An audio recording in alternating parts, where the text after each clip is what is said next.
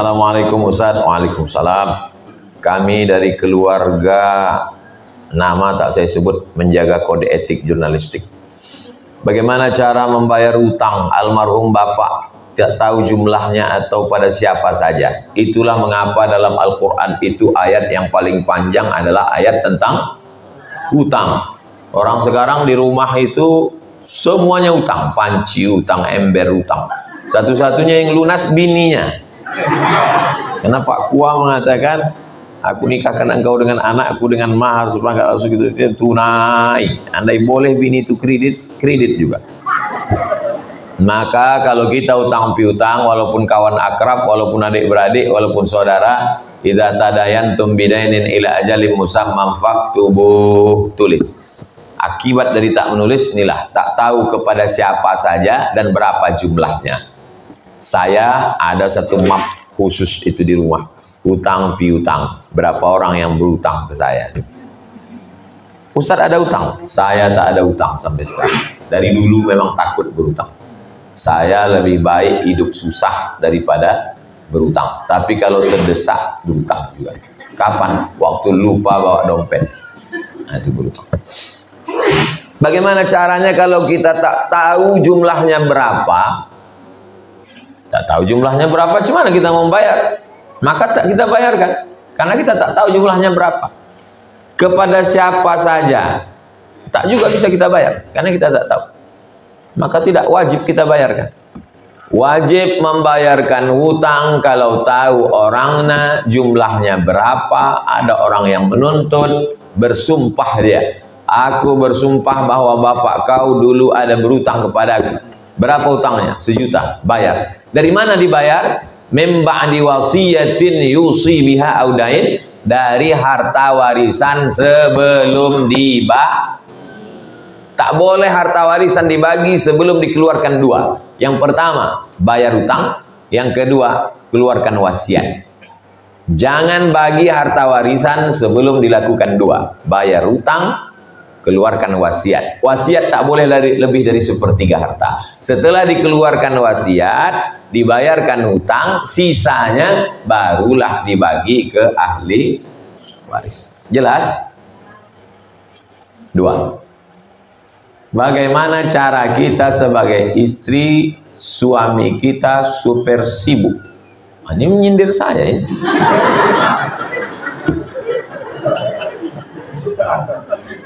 Saya sesibuk-sibuknya saya, Selasa, Rabu, Kamis, 3 hari saya tetap. Jadi sebetulnya Rabu ini jadwal istirahat saya. Mestinya Rabu ini saya tidur sampai jam 9. Saya mau bersilaturahim, saya mau jumpa. Jangan sampai nanti ditanya orang, di mana kau tinggal?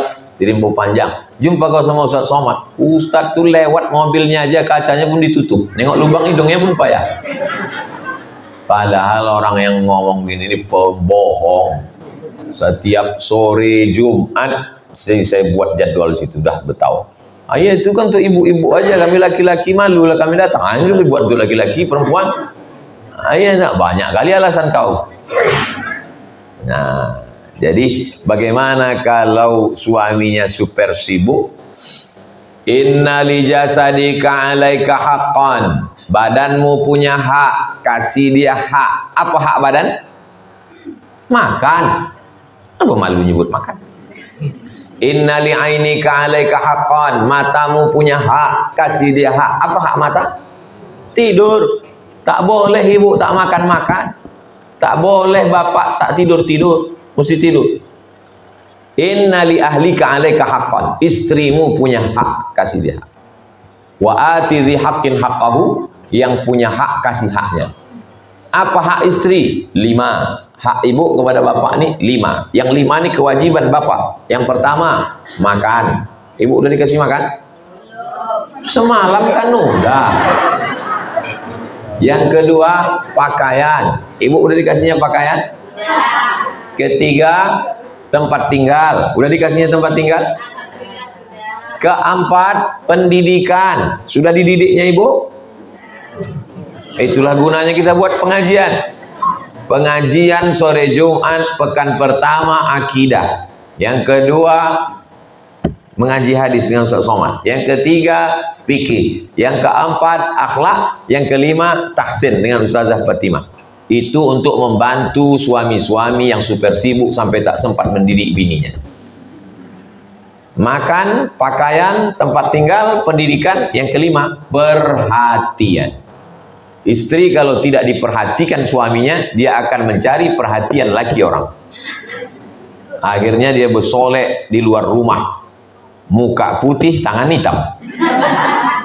Banyak perempuan sekarang bersolek untuk mencari perhatian orang lain. Kalau jumpa di luar rumah, cantik bukan main. Pas jumpa di rumah, macam mak lampir. Nah, ini perhatian. Nah, sebetulnya ini kalau ditengok-tengok ini bukan pertanyaan. Ini dia menyindir suaminya. Tidak, tak boleh ada sindir menyindir. Pertanyaan baik. Ini untuk menyadarkan kita semua bahwa ada orang yang punya hak terhadap diri kita. Mudah-mudahan kita tidak menjadi orang yang zalim. Suami yang terlalu sibuk sampai tak memperhatikan keluarga, zalim, aniaya. Tolong doakan almarhum bapak kami Pak Ustadz yang dulu sebelum meninggal ingin jumpa dengan Ustadz. Nanti habis tausiah kita berdoa bersama. Yang meninggal, yang sakit kita bacakan doa. Bagaimana menghadapi suami selalu melakukan kesalahan yang sama walaupun itu masalah kecil. Saya sudah berusaha sabar. Saya sebagai manusia bisa tidak bisa mengontrol emosi. Bagaimana cara mengatasinya, Ustaz? Ibu jangan pulang menjadi penceramah lalu menceramahi suami. Jangan mentang-mentang udah pengajian sore Jumat, pengajian subuh Rabu, lalu balik dari sini ibu panggil suami. Sini bang, duduk. Ya ayyuhalladzina kafaru. Ibu, kalau ada yang tak cocok dengan bapak, bicarakan baik-baik. Kalau dia orangnya temperamen, kasar, tak masuk cakap, ibu secara adat Minangkabau ado nenek mama awak. Didilukan selangkah, ditinggikan seranting, batangnya sampai basanda, daunnya sampai banaung, akarnya sampai baselo. Itu fungsi nenek mama, memanggil suami. Siko ang sebentar setan. Kewanakan kami. Itu secara adat. Tak masuk pun Islam dulu ke negeri kita, perempuan itu terjaga dan terpelihara sebelum Islam masuk. Setelah Islam masuk makin terjaga. Karena ibu dikawal oleh 6 pengawal. Ini anak-anak perempuan ini dibangkitkan semangatnya. Jangan sampai dilecehkan. Hai kau anak perempuan, 6 pengawal kau nak. Yang pertama, ayah. Yang kedua, atuk. Yang ketiga, abang. Yang ketiga, 4, adik laki-laki. Yang kelima, abang ayah. Abang ayah itu apa namanya? Kalau kampung kami, uncle. Yang keenam, adik ayah. 6 pengawal inilah yang memanggil si laki-laki. Jadi jangan katakan kenapa ayah mau intervensi hubungan kita. Ini menantu tak tahu agama. Makanya kalau datang laki-laki meminang anak gadismu, iza ja'akum man tardawna dinahu. Kalau datang anak laki-laki meminang anak gadismu, adikmu, cucumu, keponakanmu, man tardawna dinahu, baik agamanya, wa khuluquhu, baik akhlaknya, fazawijuhu, maka nikahkanlah dia. Nikahkan dia karena 2. Pertama agama, yang kedua akhlak. Jadi begitu cara penyelesaiannya, Bu. Kalau suami itu tak betul, jelas. Alhamdulillah bisa berjumpa dengan Ustaz. Selama ini kemana aja? Pulang balik saya ngisi pengajian. Mohonnya Ustaz sudah hampir 1 tahun menikah belum diberi keturunan. Mohon didoakan supaya dapat. Nanti di akhir majelis kita doa untuk yang belum keturunan, yang belum nikah, yang sudah meninggal, untuk rezeki, untuk kesehatan, untuk kita istiqomah, untuk kita semua insya Allah. Semoga Ustaz selalu dalam lindungan Allah. Amin. Mohon doanya untuk anak saya Aisyah Nabila menjadi anak solehah, bisa hafiz Quran. Amin. Nanti kita baca di akhir majlis. Kapan Ustadz membuka pondok tahfiz untuk anak laki-laki? Tunggulah bangunannya siap. Tanahnya aja baru bertimbun yang depan TK. Di depan TK tuh panjang 1,5 kilometer tembus ke jalan sana. Ibu, bapak kalau lewat situ bacakan Al-Fatihah. Lewat situ berhenti sebentar. Kau tanya orang, kenapa kau situ? Aku membacakan Al-Fatihah biar diturunkan Allah rahmat, cepat berdiri bangunan supaya anakku bisa sekolah tahfiz Quran. Amin. Tanahnya udah ada. Nanti bangunan selesai baru kita terima. Anak saya sekarang udah kelas 5 SD. Mak, 1 tahun yang mesti siap. Saya ingin anak saya masuk pondok pesantren. Amin. Bagaimana hukumnya mengaji tapi salah bacaannya, tapi niatnya benar? Kita kalau bawa mobil sampai di depan mall SKA lampu merah, lampunya sudah hijau, tidak belok kanan, tidak belok kiri, tidak maju, tidak mundur. Kira-kira orang di belakang marah apa tak marah? Tidak marah. Kenapa tak marah? Karena tertulis di atas belajar. Orang belajar tak kena marah, tapi belajar itu ada masanya, 7 kali pertemuan. Setelah turun SIM, prit, kena tilang. Jadi kita boleh salah selama dalam masa belajar. Ibu-ibu bisa belajar setiap sore Jumat, ada tahsin dengan Ustazah Fatimah. Di masjid kita ini pun ada maghrib sampai maghrib ke isya mengaji. Kok tahu Ustaz? Ustaz kan tak pernah datang kemari maghrib ke isya, suaranya kemana-mana. Musola ini memang kecil, tapi mikrofonnya luar biasa. Dah kemana-mana sampai. Bagus, supaya membangunkan orang. Kalau ada masyarakat di lingkungan sini terganggu dengan mikrofon musola kita ini, itu berarti dia perlu diruqyah. Karena dia diganggu setan. Kasih tahu orangnya, nanti kita ruqyah. Jadi salah bacaan tak apa-apa dalam proses belajar. Tapi jangan sampai salah terus-terusan. Yang salah, yang tak lancar, jangan berkecil hati. La aqulu alif lam mim. Alif lam mim tidak dihitung 1 huruf. Alif 1 huruf, lam 1 huruf, mim 1 huruf. Walikulli harfin asyru amsalihha. Setiap huruf dibalas 10 kebaikan. 10, 10, 10. Saya ibu rumah tangga mau bertanya tentang menggadai tanah, tapi tanah itu belum lunas dan orang tempat menggadai sudah meninggal. Bagaimana Pak Ustadz, sedangkan keluarganya hanya abang yang berutang? Apa harus kami lakukan?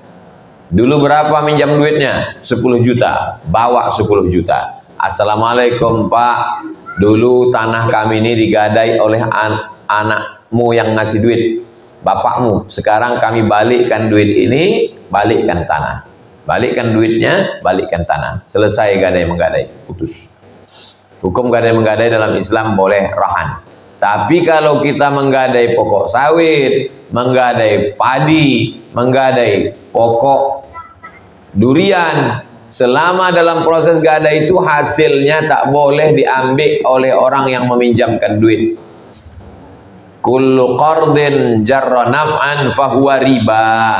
Siapa yang mengambil manfaat dari pinjaman, maka manfaatnya itu adalah riba. Sekarang nggak ada ini, yang kaya makin kaya, yang miskin makin miskin. Sudahlah orang susah menggadaikan pokok sawitnya, hasilnya diambil. Kapan dia bisa menebusnya? Selama di tangan orang yang memberi pinjaman, maka hasilnya tetap kembali kepada yang meminjam. Sampai batas, aku gadai 1 tahun, habis 1 tahun, balikkan. Apalagi ini orangnya sudah meninggal. Tengok perjanjiannya dulu. Bagaimana hukum memberi uang kepada orang tua? Orang tua ini sudah tua. Ayalah, mana ada orang tua anak-anak? Orang tua ini sudah 70-80. Sulit untuk mencari duit. Kemudian kita kasih tujuan memenuhi kebutuhannya makan. Akan tetapi kita tahu uang yang kita kasih itu justru digunakannya untuk judi. Wah, hebat juga tuh nih. Mau 70 masih sur aja dia berjudi. Bagaimana sikap kita Pak Ustadz? Jangan kasih duit. Pagi kirimkan lontong sayur, siang kasihkan ikan, malam kasih makan malam. Jangan kasih dia duit. Nanti kalau dia kasih duit berjudi. Ya, atau ini untuk makan. Kenapa tak ada duit? Nanti kau berjudi. Mati kau suul khotimah, neraka jahanam tempat kau nanti. Kata siapa itu kasar kali? Kata Ustaz Somad. Terakhir, amalan apa yang cocok untuk anak muda supaya istiqomah pada fitnah akhir zaman? Pertama, anak muda yang sudah hijrah mesti berjamaah. Berjamaah itu berkomunitas. Di Pekanbaru Riau ada namanya komunitas pemuda hijrah. Ada komunitas Masjid Raya An-Nur.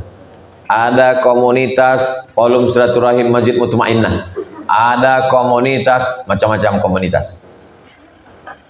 Tanggal 13-14 bulan ini saya pergi ke perbatasan Kampar dengan Payakumbuh bersama komunitas off-road. Mobil off-road masuk ke dalam untuk membangun masjid. Tahun lalu kami berangkat membagi beras.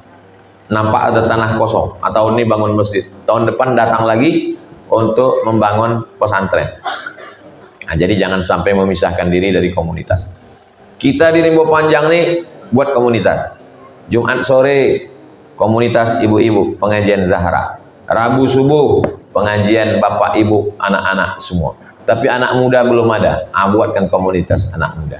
Ada grup WhatsApp-nya. Malam-malam bangunkan. Tahajud call. Assalamualaikum guys. Gimana tahajudnya? Sudah bangun? Nah, subuh, sholat subuhnya di mana? Sholat berjamaah apa di rumah? Alhamdulillah sudah sholat subuh. Jam berapa? Jam 8. Kok bisa sholat subuh jam 8? Angkat satu koordinator untuk menelpon.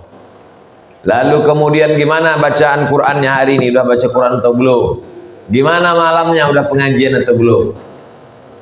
Buat komunitas. Tidak bisa hijrah sendirian. Yang namanya hijrah ini berat. Istiqomah ini berat Pak Ustadz? Berat. Yang ringan itu istirahat. Nah, maka anak-anak muda ini dibuat komunitas. Alhamdulillah ada hadir anak-anak. Ini semua yang merekam, yang mengupload, ini anak-anak muda lah. Ini anak muda komunitas, anak muda. Ini anak-anak muda semua. Nah, jadi anak-anak muda. Kalau orang tua tak perlu kita urus. Orang tua tak juga istiqomah, apalagi malaikat maut udah dekat. Masya Allah, tabarakallah. Itulah kajian kita pada subuh ini. Mudah-mudahan kita istiqomah dalam pertemuan akan datang, insya Allah. Rabu pertama, Rabu kedua, Rabu ketiga. Rabu kedua nanti mulai kita masuk kitab yang pertama, Kitabul Ma'murat, hadis yang pertama, bab yang pertama, insya Allah. Sekarang kita doakan untuk Ananda Aisyah Nabila, untuk saudara kita yang sudah menikah belum punya anak, untuk Bapak Syamsari yang meninggal dunia, untuk siapapun yang hadir di sini sesuai dengan niat baiknya. Mudah-mudahan diberikan rezeki yang berlimpah, umur panjang barokah, anak soleh dan solihah, keluarga sakinah mawaddah warahmah. Ala hazihin niyah, untuk niat yang baik ini. Al-Fatihah. A'udzubillahi minasyaitonirrajim. Bismillahirrahmanirrahim. Alhamdulillahirabbil alamin arrahmanir rahim maliki yaumiddin. Iyyaka na'budu wa iyyaka nasta'in. Ihdinas siratal mustaqim. Siratal ladzina an'amta 'alaihim ghairil maghdubi 'alaihim waladdallin. Amin. Allahumma shalli ala sayyidina Muhammad wa ala ali sayyidina Muhammad. Assalamualaikum ya Rasulullah. Allahumma inna natawassalu ilaika bihaqqi nabiyika Muhammad sallallahu alaihi wasallam wa bisirril Fatihah. Kami bertawassul meminta mohon kepada Engkau ya Allah barakah salawat, barakah Al-Fatihah. Antu yassir lana umurana, mudahkan segala urusan kami. Waqdi hajatina, tunaikan segala hajat kami. Balligh maqasidana, sampaikan segala maksud niat kami. Waj'al abna'ana wa banatina minas solihin was solihat, jadikan anak-anak kami anak-anak yang soleh dan solihah, min hufazil Quran wal hafizat, menjadi para penghafal Quran, minal mujahidina fi sabilika bi amwalihim wa anfusihim, menjadi mujahid fisabilillah menolong agamamu ya Allah. Allahumma 'allimna ma yanfa'una wanfa'na bima 'allamtana innaka antal alimul hakim. Rabbana taqabbal minna innaka antas samiul alim wa tub 'alaina innaka antat tawwabur rahim. Rabbana atina fid dunya hasanah wa fil akhirati hasanah wa qina azabannar. Wa sallallahu ala sayyidina Muhammad wa ala alihi washabbihi wasallam. Walhamdulillahi rabbil alamin. Taqabbalallahu minkum minna wa minkum taqabbal ya karim.